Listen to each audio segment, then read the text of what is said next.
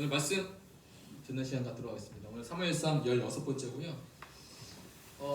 우리가 저번 주에는 그 다윗과 골리앗에 대해서 우리가 같이 설교를 나눴는데, 골리앗이 뜻이 뭐라고 기억나시나요? 골리앗의 뜻이요? 포로라는 뜻이죠. 그래서 오늘도 수많은 골리앗들과 우리가 싸워야 됩니다. 그래서 골리앗에 넘어지지 않고 골리앗 위에 서 있는 사람이 되길 원한다라는 말씀을 전했고요. 오늘은 다윗과 사울입니다.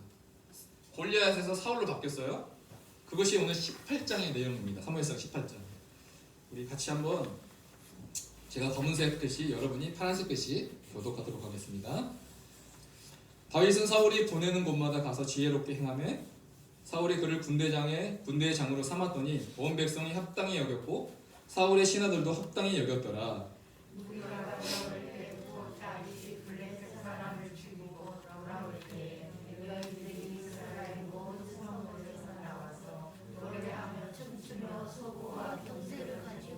왕 사울은 10절 여인들이 뛰놀며 노래하여 이르되 사울이 죽인 자는 천천히요 다윗은 만만이로다 한지라. 사울이 그 말에 불쾌하여 심히 노하여 이르되 자연에게 내 마음을 돌리고 내게 천성을 돌리니 그걸 다 거두고 이런 나라 벌고 것이나 하고. 그날 후로 사울이 다윗을 주목하더라. 아멘. 자, 오늘은 사무엘상 18장 다윗과 사울의 이야기인데요. 이 이야기를 하기 전에 제가 처음에 사무엘상을 여러분과 나눌 때 했던 내용이 뭐냐면, 사무엘상의 특징이 있다는 것을 제가 말씀드렸어요. 이것을 다시 한번 짚고 넘어가야 되는데, 사무엘상의 특징이 뭐냐면 읽을 때 항상 두 인물이 나와요. 보면 사무엘이 나오면 엘리가 나오고, 한나가 나오면 도닌나가 나오고요. 그렇죠?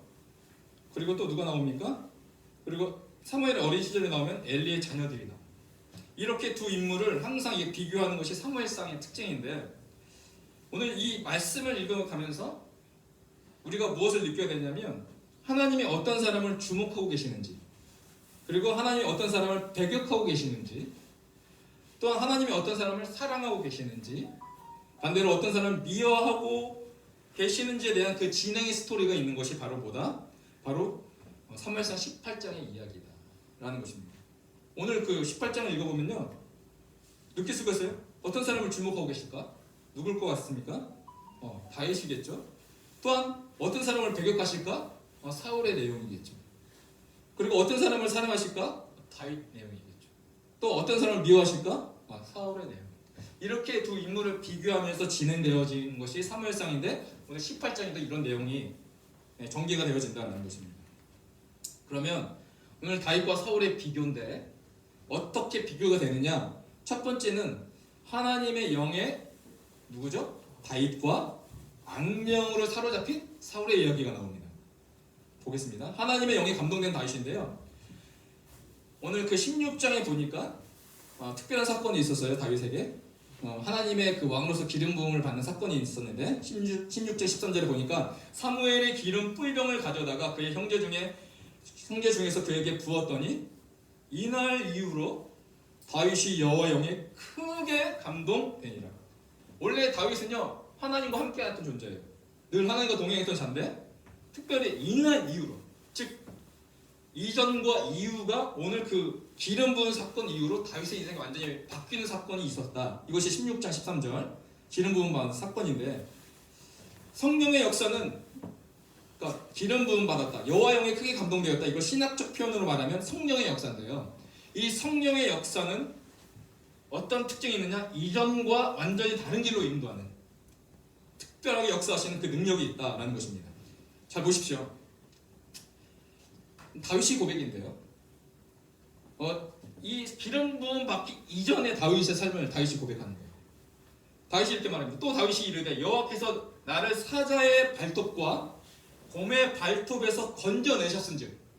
이것은 이 사건만 봐도 일반 사람이 느끼지 못하는 하나님의 놀라운 역사잖아요. 이미 그는 하나님의 그 은혜, 하나님의 영으로 가득했던 사람인데, 그런데 오늘 16절 13절에 기름을 붓고 여호와 영이 크게 감동됨으로 그의 삶이 어떻게 바뀌느냐? 잘 보십시오. 사자의 발톱과 그리고 곰의 발톱은요, 뭐예요? 개인의 영역의 삶이었어요. 그는 개인의 영역에서도 늘 하나님과 충만한 삶을 살고 있었어요. 그런데 오늘 여호와 영이 크게 감동되는 그 사건 이후로부터 그의 삶을 어떻게 인도합니까? 그의 삶이 국가 전체로 영향력을 미치는 사람으로 하나님이 한 사람을 한 단계 업그레이드 시키는 사건. 블레셋 사람의 손에서도 건지시게 되는 하나님의 영적 차원을 다윗의 영적 차원을 한 단계 업그레이드 시키시는 변화시키는 계기가 오늘 그 성령의 영, 여호와의 영의 감동 사건으로부터 다윗이 바뀌기 시작하기 시작했다는 것입니다. 저희 서울신학대학교에 이강천 교수님이라고 계셨어요. 이강천 교수님. 근데 그분이 딱 교수를 하다가 교수를 딱 때리시세요. 그리고 뭘 하시냐면 목회자 훈련에 전념을 하기 시작하십니다. 그럼 본인은 신학보다 목회자 훈련을 해야 된다라고 해서 교수직을 때려주셨어요. 그리고 그가 만들었던 것이 바나바 훈련원이라는 훈련을 만들게 되는데 그분이 하신 말씀이에요.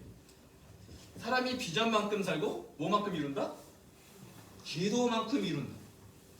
그래서 그분이 이 비전을 이루기 위해서는 하나님의 성령의 충만을 위해서 기도해야 된다 라는 것을 말했는데 이것이 누가 그렇게 살았냐? 우리 예수님이야말로 이렇게 사신 분이다. 우리 인류 구원이라는 그 십자가의 그 복음의 길을 여시기 위하여 누구보다도 피땀 흘려 기도하시는 분이 누구시다? 예수님이시다. 그래서 오늘도 우리의 개인의 영역에서 우리의 삶의 전반에 영향을 미칠 수 있는 자로 넘어가기 위해서는 강력한 하나님의 영의 충만한 감동이 필요하다. 그것이 오늘 다윗을 통하여 우리가 보여주는 하나의 대표적인 예다라는 것입니다. 근데 반대로요. 악령에 사로잡힌 사울입니다. 한번 볼까요? 16장 14절을 보니까 여호와의 영이 사울에게서 떠나고 여호와께서 부리시는 악령이 그를 번뇌하게 한지라. 한때는 사울도요. 하나님의 영에 크게 감동돼서 예언했던 자입니다.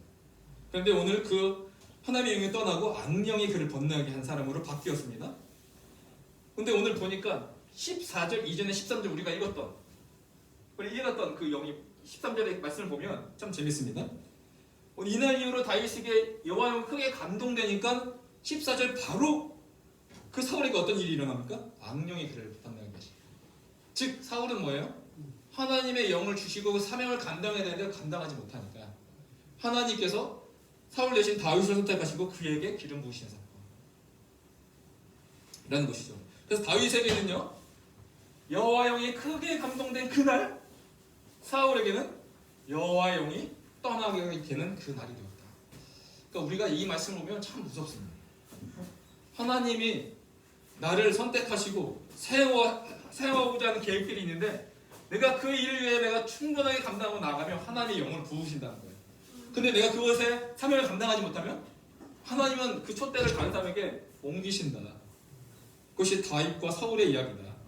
그리고 그날부터는요 반대로요 악령이 그에게 임하게 됩니다.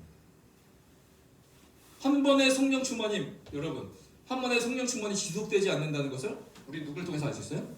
사울을 통해서 알 수 있습니다. 제가 한 단어를 보여줄게 두 단어를 보여줄 텐데 차이점에 대해서 한번 말씀해 보세요.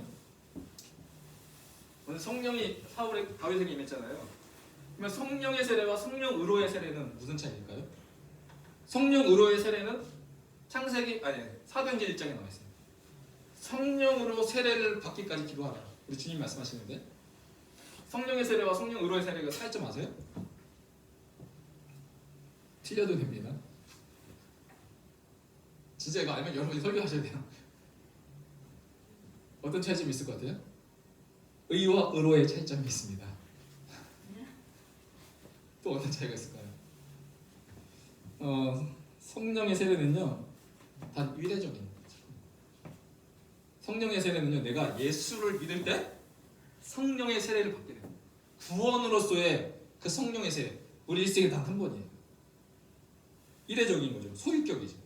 그래서 성령 의로는 믿은 다음에 우리가 그 나라 갈 때까지 우리의 성화의 과정 하나님을 닮아가는 과정 그 삶 가운데 뭐가 필요합니까? 성령 의로의 세례가 필요한 거죠. 그래서 이거는 계속적으로 쭉 지속적으로 나가는 거예요. 오늘 잘 보십시오. 사울은요 성령의 세례를 받았어요. 근데 그것이 우리 삶 가운데 충분합니까? 그 이후에 뭐가 필요하죠? 지속적인 성령 하나님의 역사가 필요한 거죠. 날마다 그래서 내가 새 노래로 하나님을 찬양합니다. 그 이유가 뭡니까? 하나님의 영이 우리 삶 가운데 오늘도 필요하고 내일도 필요하고 주님 오실 그날까지 성령 의로의 세례가 필요하다는 것입니다. 다윗이야말로 그가 왕으로 기름 붓기 이전에도 성령으로 하나님의 영으로 살아왔던 인물이고 하나님이 기름 부음을 받은 이후로도 성령으로 살아왔던 인물이 바로 다윗이었음을 오늘 우리는 살펴볼 수 있다는 것입니다. 그러니까 잘 보시면 하나님의 영이 다스리지 않는다면 누가 다스리는 거죠? 누가 다스려요? 오늘 말씀을 통해서 보면 참 무서워. 우리는 이것을 받아들이고 싶지 않지만 오늘 말씀이 이렇게 나와 있어요. 오늘 하나님께서 다윗을 하나님의 영으로 충만케 하셨고 반대로 사울을 악령으로 지배받게 하셨습니다. 두 번째, 어떤 차이가 있을까요? 다윗은 사랑을 받는 다윗이었어요. 근데 사울은요, 두려움에 빠진 사울이었습니다. 사랑을 어떻게 받았는가 한번 볼까요? 18장에 보면 18장 1절에 이런 사건이 다윗이 골리앗을 죽이고 난 이후에 18장에 딱 이렇게 시작합니다. 갑자기 다윗이 사울에게 말하기를 마침에 요나단이 나오는데 요나단의 마음이 다윗의 마음과 하나가 되어 요나단이 그를 자기 생명같이 사랑하니라. 자, 누가 사랑해요? 누가 먼저 사랑했어요? 다윗이 먼저 사랑한 게 아니었어요? 그 아버지 왕인 사울의 아들인 그 요나단이 먼저 다윗을 어떻게 사랑했어요? 자기 생명같이 사랑했어요. 이게 놀라운 일 아니겠습니까? 그러니까 요나단은요, 그 아버지 왕으로서 후계자인데 자기보다 더 뛰어난 업적을 이루었던 그 다윗, 골리앗을 이겼던 그 다윗 앞에서 뭐예요? 시기하지 않고 그를 사랑해요. 어떻게 사랑합니까? 자기 생명같이. 얼마나 사랑했냐면 무엇을 믿기까지 사랑했습니까? 18장 3절에 보니까 요나단은 다윗을 자기 생명같이 사랑하여 그 사랑의 징표를 뭘 했습니까? 더불어 언약을 맺었다. 언약을 맺었다. 자, 더불어 언약을 맺었다. 여기 보시면 여기 굉장히 중요한 히브리어 단어가 나오는데 제가 죄송한데 한번 읽어보겠습니다. 언약이라는 것이 단어가 뭐예요? 베리트. 베리트예요. 베리트인데 베리트.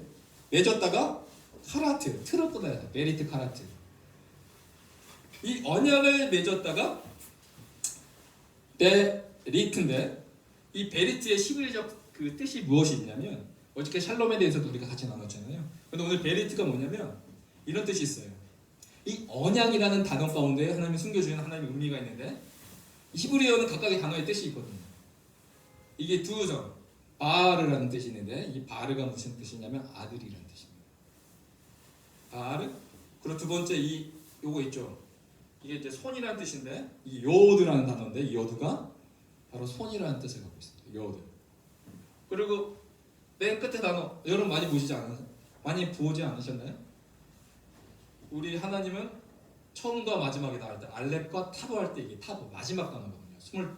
히브리어 22글자 중에 마지막 단어가 타브인데 이 타브의 뜻이 뭐냐면 무슨 뜻일까요? 십자가라는 뜻을 갖고 있습니다.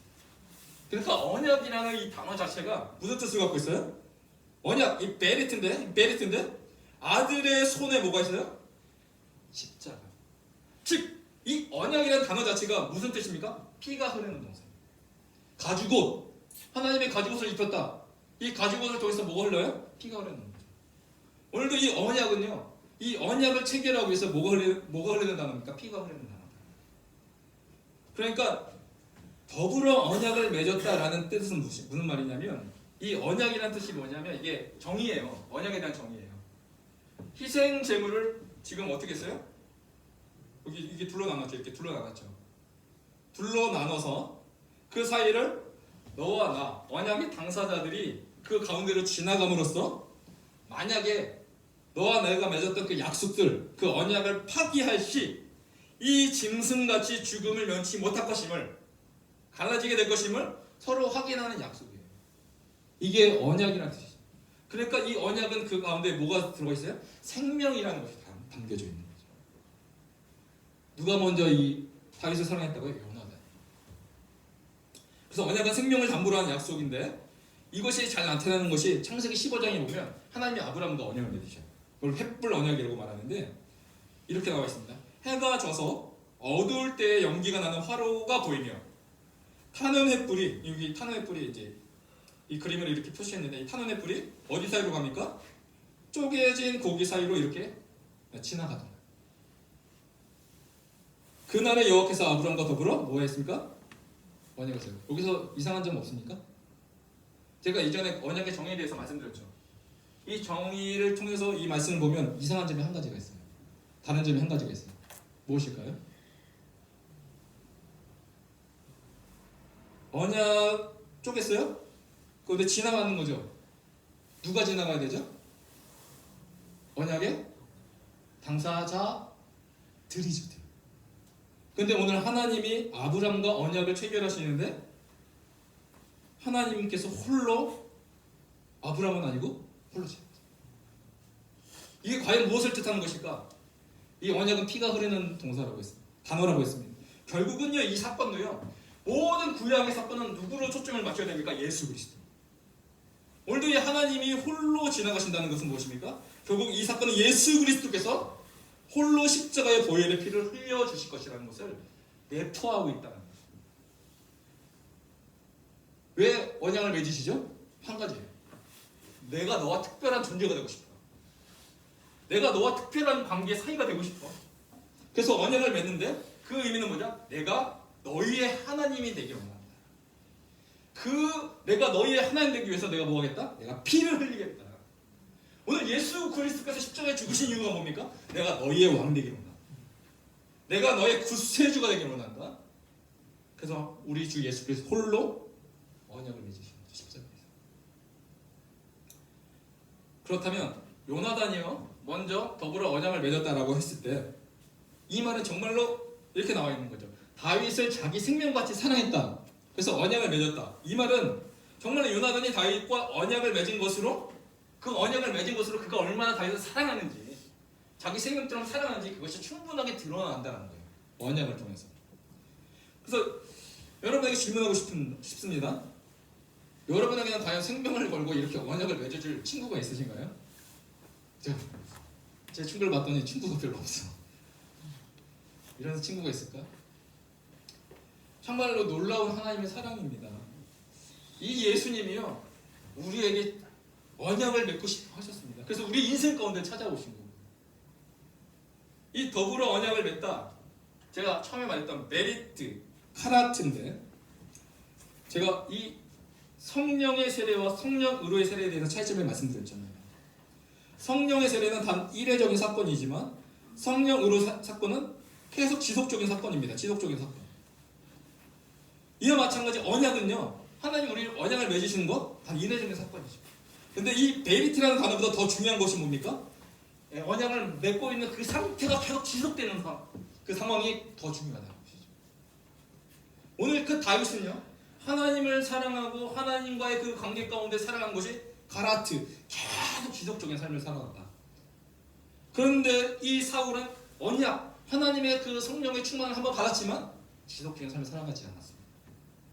그러니까 메리트보다 더 중요한 게 뭡니까? 맺고 있는 상황을 계속 이어져 가는 것, 카라트가 원래 더 중요하다 라는 것입니다.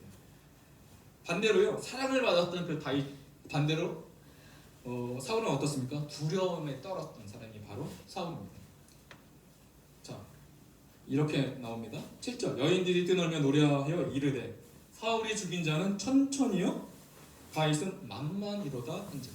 자, 사울이 죽인 자는 천천히라고 했습니다. 이 천천히요 히브리어 단어 알렙 첫 번째 단어예요. 이 단어 가운데 이 알렙이라는 단어가 숫자 값이 1에서 1002가지를 갖고 있어요. 그러니까 천천히 사울이 죽인 자는 천천히요. 이건 뭡니까? 사람이 셀 수 있는 가장 큰 수가 히브리어 단어 1000인데 즉 사울은 자기의 힘으로 최대한 할 수 있는 것 그 천천히다. 근데 다윗은 만만이다. 그것은 하나님의 역사가 다윗 가운데 있었다라는 것을 보여주고 있어요. 근데 이 말을 들었던 사울이 8절에 보니까 사울이 그 말에 불쾌하여 힘이 노했다 라고 말했습니다.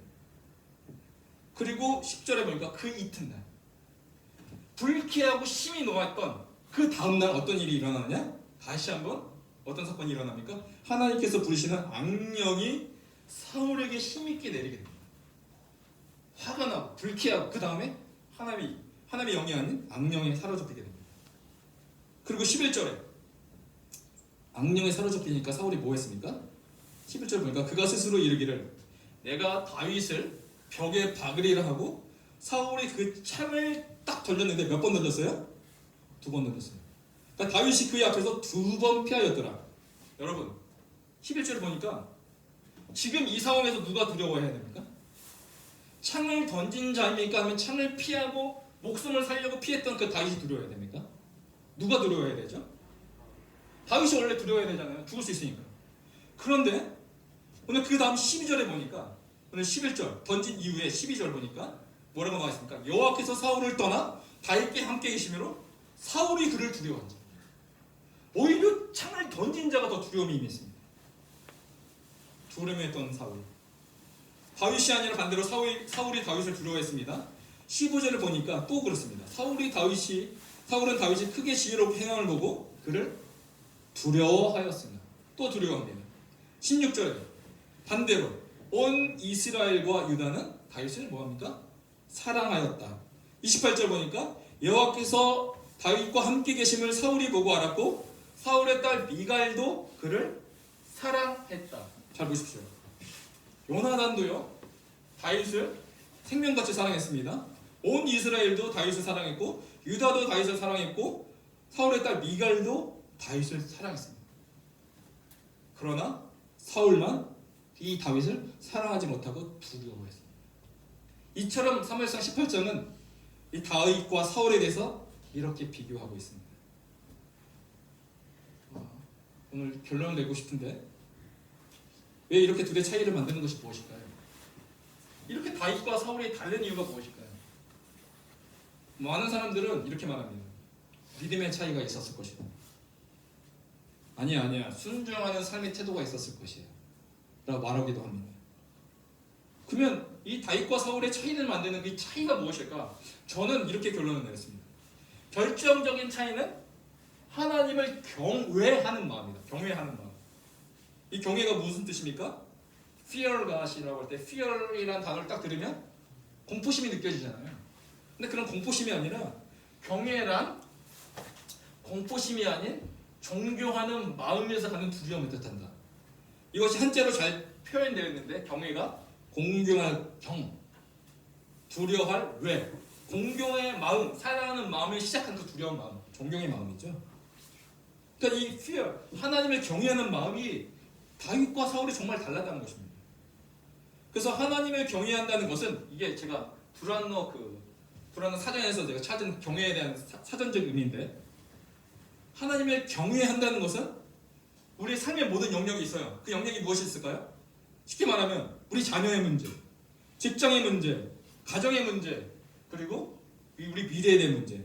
포토가 다 깨잖아요. 우리의 모든 삶의 영역들 보면 다 뻔하잖아요. 우리 자녀의 문제, 직장의 문제, 우리 미래의 문제, 우리 가정의 문제. 이런 모든 영역 가운데에 있어서 하나님의 절대 주권을 인정하는 가운데 그것보다 더 위대하신 분이 바로 하나님이시다. 그 하나님을 인정하는 가운데 뭐 하는 겁니까? 하나님을 전적으로 뭐 하는 겁니까? 믿고. 나의 삶의 영역, 내가 일하는 것보다 절대 주권을 가지신 하나님이 더 완벽하게 이끄실 거야 라는 그 사실을 믿고 또 뭐 하는 겁니까? 그 말씀대로 내가 순종하는 삶의 자세. 이것이 바로 하나님을 경외하는 것입니다. 그래서 결정적인 차이는요, 경외하는 마음이었습니다. 그런데 사울에게 두 번의 불순종이 있었어요.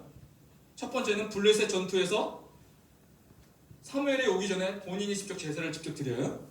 두 번째는 아멜렉 전투에서 진멸하라고 했는데 진멸하지 않고 뭘 세워요? 야드밥셈, 자기의 손과 이름을 올려드립니다. 반대로 그렇다면 이 불순종한 이유가 뭡니까?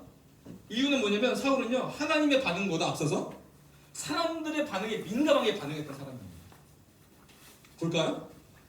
사무엘상 13장 11절에 보니까 사울이 이르되 지금 이제 블레셋 전투 앞에서 블레셋을 보니까 그들의 숫자가 모래 숫자같이 많다고 했어요. 그런데 지금 사울은 사무엘이 오기를 기다리고 있어요. 제사를 드리고 나가야 되니까.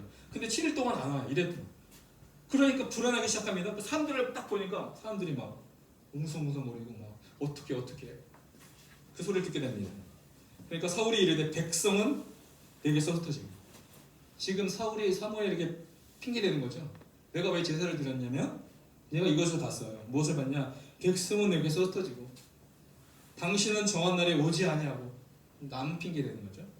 그리고 블레셋 사람의 믹마스에 모였음을 내가 뭐 했습니까? 보았다. 제가 하나님을 경외하는 것이 뭐라고 했어요? 우리의 모든 문제, 우리를 우리가 본단 말이에요.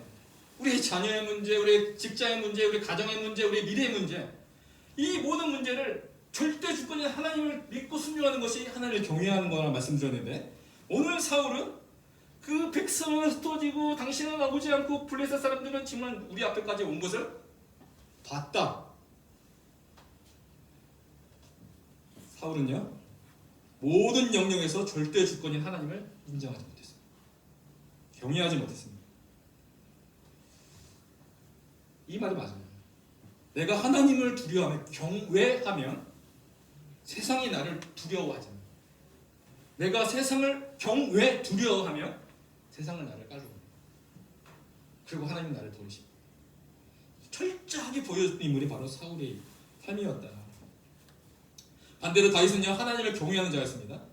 그래서 하나님의 가장 두려운 존재로 생각했기에 골리앗 앞에서도 이렇게 말할 수 있습니다. 이 할례 받지 않은 블레셋 사람. 그러니까 다윗의 눈에는요, 하나님을 경외하고 절대 주권을 인정하기 때문에 그 블레셋은 그냥 하나님보다 밑에 있는 존재, 아무것도 아닌 존재, 정말 연약한 존재를 보였다. 그러니까 이 블레셋 사람 앞에서 할례 받지 않는 블레셋 사람은 누구이기에 살아계시는 하나님의 군대를 모욕하느냐. 사울은 사람의 반응을 받지만 다윗은 이렇게 달리 말할 수 있었던 것은 눈에 보이는 골리앗보다 보이지 않는 하나님을 더 경외했기 때문에 그는 그렇게 살아갈 수 있었다. 그래서 우리의 삶이 2022년도에 이렇게 기도했으면 좋겠습니다. 하나님을 경외하는 다윗과 같은 그 한 사람 되게 하여 주시옵소서. 어떤 분의 묘비에 이렇게 적혀있습니다. 말씀드리겠지만, 여기에 어떤 인간도 두려워하지 않았던 한 사람이 누구일까? 묘비에 적힌 글입니다. 어떤 인간도 두려워하지 않았던 한 사람, 그 사람이 여기 누워있다. 이 표지는 종교개혁가 존 낙스입니다. 어떤 걸 하든 개혁이라는 그 단어 앞에서는 반대 세력이 있습니다. 그리고 회유하고 획책하고 안 되면은 협박하고, 그러나 그 모든 길을 뚫고 나갈 수 있었던 것, 하나님을 경외하는 마음. 그의 묘비에 어떤 인간도 두려워하지 않았던 한 사람이 누워있다. 이 존 낙스는요, 강심장이 아니었다고 사람이 평가합니다. 정말로 지극히 평범한 한 사람이었다. 그런데 그가 외쳤던 건 뭡니까? 호랑대고 내가 하나님 앞에서 서 보니까 골리앗들이 내게 공격하고 나를 개혁하지 못하는 길로 인도하지만 누가 더 그의 눈에 더 크게 보입니까? 하나님이 더 크게 보입니다. 즉 그의 삶은 하나님을 경외하는 자, 하나님의 면전에서 늘 떨었던 사람이었습니다. 그렇다면 오늘 시편 34편 7절에 이렇게 말하고 있습니다. 여호와의 천사가 누구와 함께 하죠? 주를 경외하는 자를 둘러진치고 그들을 건지시는 분. 그러니까 다윗이 골리앗 앞에 딱 설 수 있었던 것, 바로 그 하나님을 경외하는 마음. 그 경외하는 마음 가운데 골리앗보다 더 위대하신 하나님이 천사들 보내서 그의 삶을 둘러진치시고 하나님 그를 승리케 하셨듯이, 오늘도 하는 2022년이라는 그 곰과 사자와 골리앗 앞에서도 경외했던 다윗처럼 2022년도에 그 미지의 시간 앞에서도 우리가 무엇만 하자? 하나님을 경외하자. 우리가 2020년도 어떻게 될지 우리가 생각하지 못하지만, 막연한 두려움 가운데 있지만, 다윗처럼 우리가 하나님을 경외함으로 나아가면 바뀌지 않은 사실은 이 말씀, 하나님이 천군 천사를 우리의 삶에 둘러진치고 우리를 건지시겠다는 그 약속만은 진리이기 때문에 변하지 않는 것이다. 그래서 변하는 이 진리가 아닌 이 세상 것들을 바라보지 말고 진리이신 하나님의 약속인 말씀을 붙잡아 오늘도 여러분이 하나님을 경외하는 자로 이 땅에서 승리하시길 주의 이름으로 축복합니다. 기도하겠습니다. 하나님 아버지, 감사합니다. 우리의 삶의 주인이 누구인지를 다시 한번 고백하고 다시 한번 살펴보기를 원합니다. 내가 하나님 앞에서 쿨함되어 내 삶의 진정한 주인이 하나님이시라면 내가 어떠한 삶에도 내가 두려워하지 않고 담대하게 믿음으로 살아갈 수 있음을 고백하오니 오늘도 2022년이라는 미지의 그 삶 앞에서 정말로 하나님을 경외하는 자로 우리의 믿음의 발걸음을 옮기게 하여 주시옵소서. 감사드리며 이 모든 기도 예수님의 이름으로 기도합니다. 우리 말씀 생각하면서요 우리 결단의 시간 갖도록 하겠습니다. 그리고 주인 삶은 신앙의